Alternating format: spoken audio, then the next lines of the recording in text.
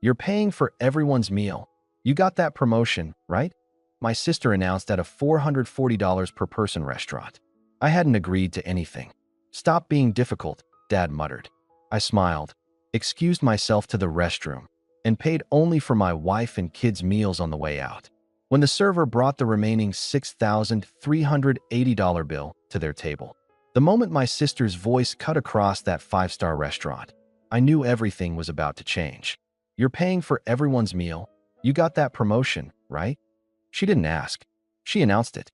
Like I'd already agreed to drop $6,000 on people who'd spent a decade calling me a nobody.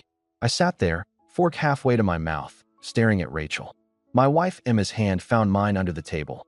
My two kids stopped eating their $38 mac and cheese to watch. I didn't agree to anything, I said quietly. Stop being difficult, Dad muttered, not looking up from his $85 steak.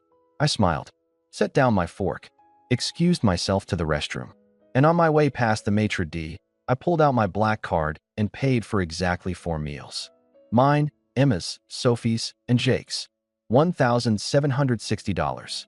Then I collected my family and walked out. When the server brought the remaining $6,380 bill to their table, I was already pulling out of the parking lot. My phone started ringing 30 seconds later. I didn't answer. My name is Marcus Davidson. I'm 38 years old. I work as a mechanic at Davidson's Auto Repair. Most people in my family think I'm barely scraping by. What they don't know is that I own Davidson's Auto Repair and 3 other locations. Last year, my shops cleared $3.2 million in revenue. I take home about $480,000 annually. But sure, let's pretend I got a promotion. 3 weeks earlier, Rachel called while I was replacing a transmission. Dad's turning 65 next month. We're doing dinner. Stellino's. Saturday the 18th. You'll be there. Not an invitation. A summons. How many people? I asked. Just family. Maybe 15. I agreed because I love my father. He'd worked hard his whole life as a union electrician. The fact that he'd always favored my older brother Mitchell wasn't entirely his fault. He was a product of his generation. College son equals success. Mechanic son equals disappointment. Mitchell was the golden child.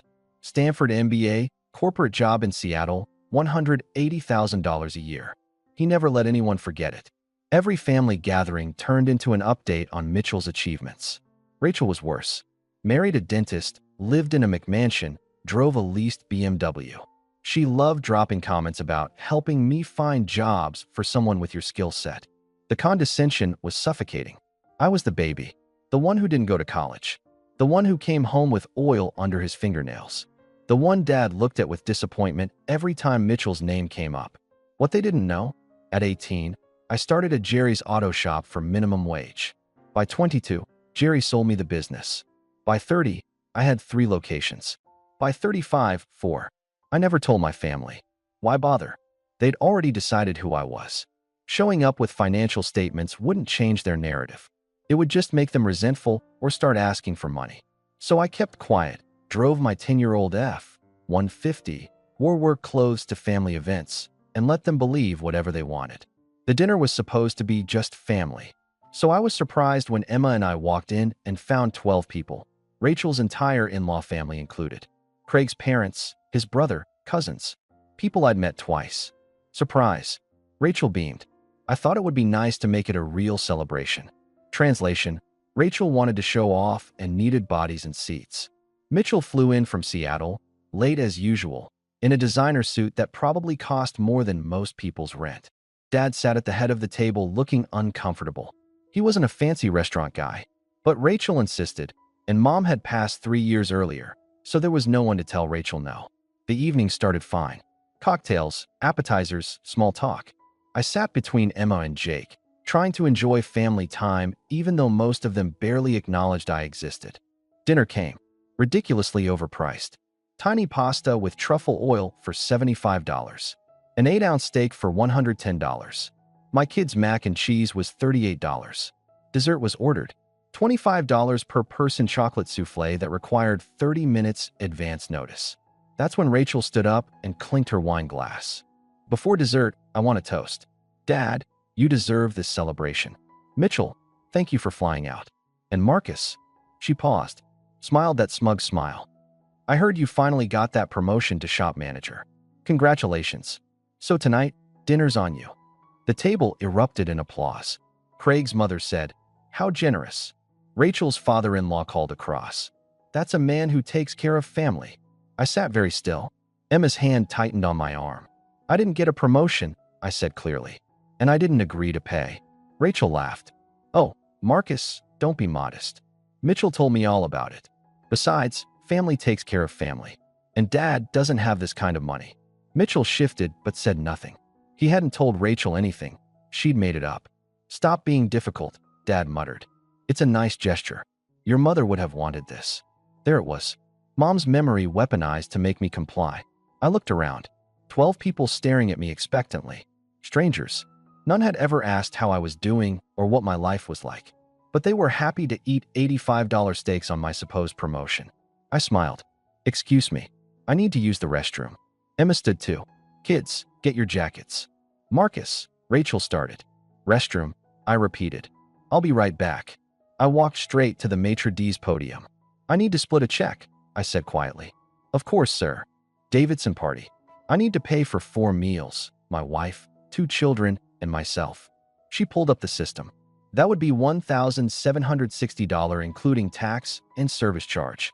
Before I continue, if you're enjoying this story, please hit subscribe and tell me in the comments where you're watching from and what time it is there. I read every single comment, and it truly means the world to me. Thank you for your support. Now, back to the story. I pulled out my wallet. Not the beat-up one I carried to family events. The slim metal one with my black card. American Express Centurion. $5,000 annual fee, no spending limit. The maitre d's eyes widened slightly. "Very good, sir. And the remaining meals? They'll handle that themselves. Please bring them their check after dessert." "Understood. Would you like me to add gratuity to your portion?" "Add 25%. Your transaction is complete." "Thank you, sir." I collected Emma and the kids and walked out. It was 8:47 p.m. on a Saturday in October. Cool air, clear sky. Emma was trying not to smile. "You actually did it. They shouldn't have assumed. What do you think they'll do? Probably call Mitchell. Eventually, someone pays the bill. Not my problem." Jake, who was 10, said, "Aunt Rachel's going to be really mad. Aunt Rachel volunteered someone else's money without asking. That's a good lesson. Never do that." Sophie, 8, said, "But it was Grandpa's birthday."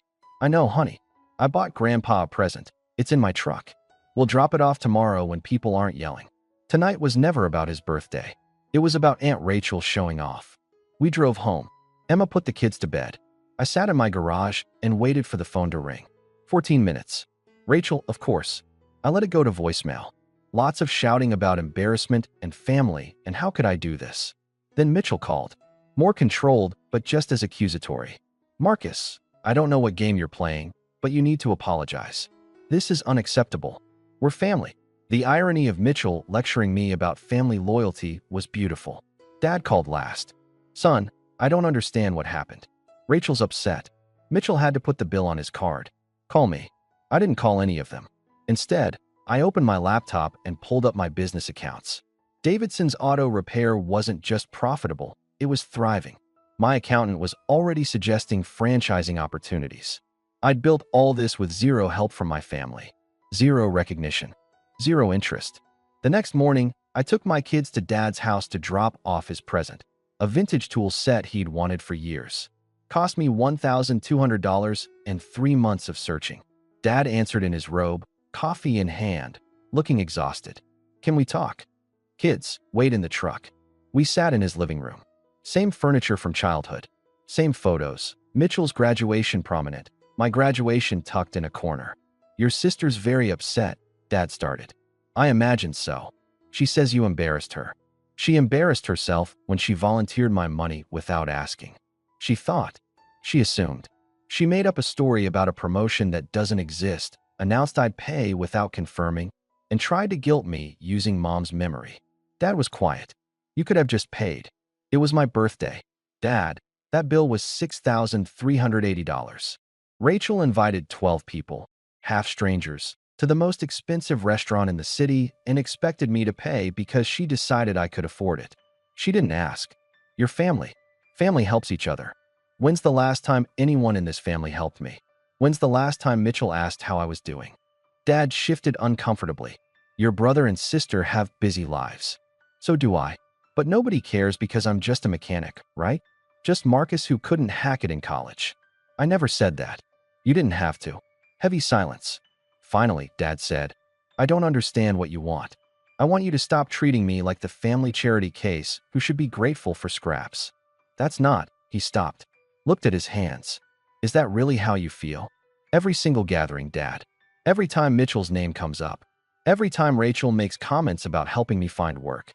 Yeah, more silence. Your mother loved you, he said finally. I know. She's the only one who asked about my day, who wanted to know about my work. My voice caught. I miss her. Me too, son. I stood. Happy birthday. There's a present in the hallway. I left before he could respond. 3 weeks passed. Nobody called. I assumed they were talking about me, but being gossip subject was less painful than being ignored. Then Mitchell showed up at my shop. Tuesday afternoon.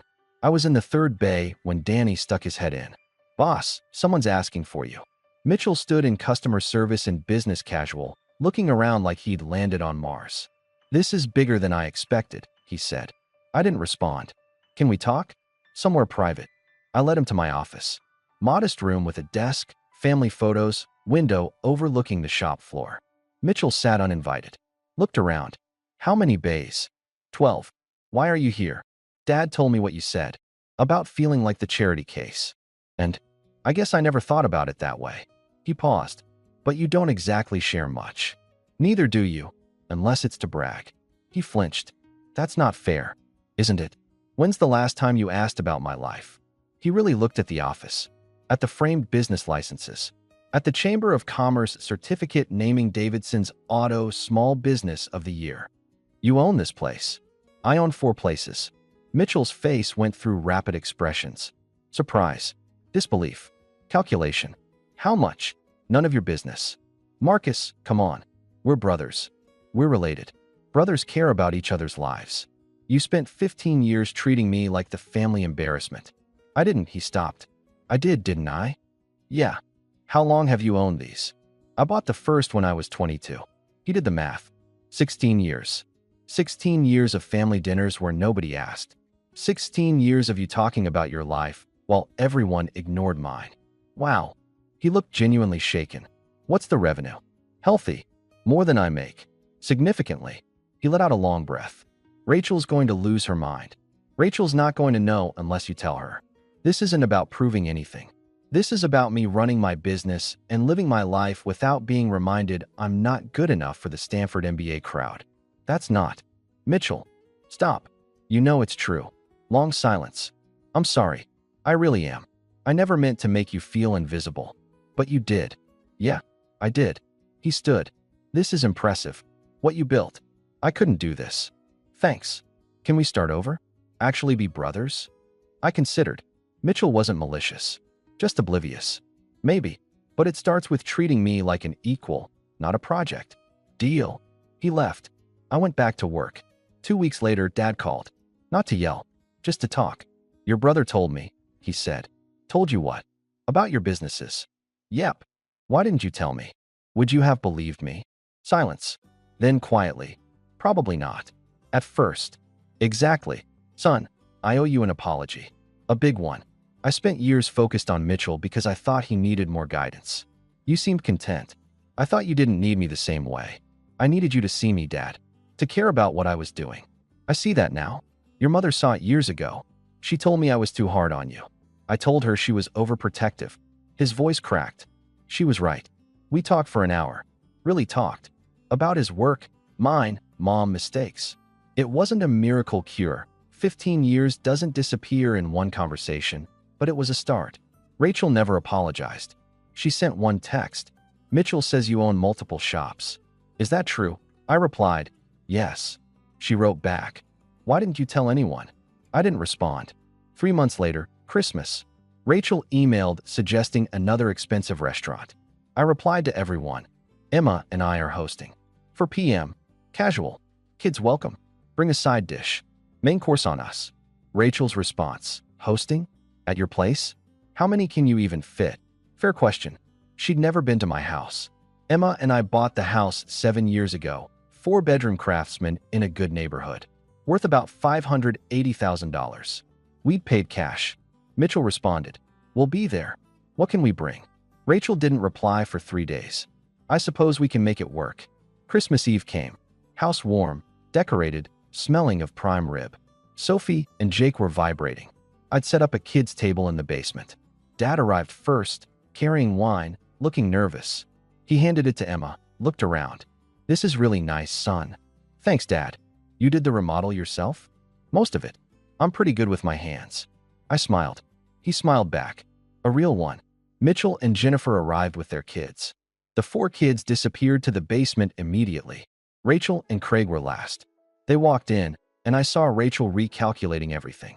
"How long have you lived here?" 7 years. "I didn't know you could afford this." "You never asked." Dinner was good. Not perfect. I overcooked the prime rib and Emma's gravy was lumpy, but it was real. Home cooked. After dinner, kids opened presents. Adults sat with coffee and pie. Rachel finally said what she'd held in all evening. "I looked up your business online. For locations. 47 employees. Awards. Yep.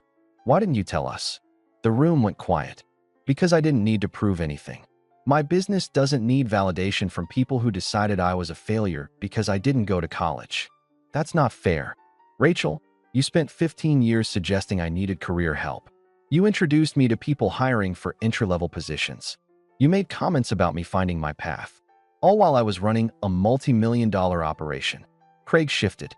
Mitchell stared at his coffee. Dad looked at his hands. Rachel's face went red. "If you just told us." "If I told you, you would have asked for money. Or investments. Or family discounts. The whole point was building something without any of that." Emma squeezed my hand. Rachel stood. "I think we should go." They gathered coats and kids and left. After they were gone, Mitchell said, "She's not wrong. We would have asked for money." "I know.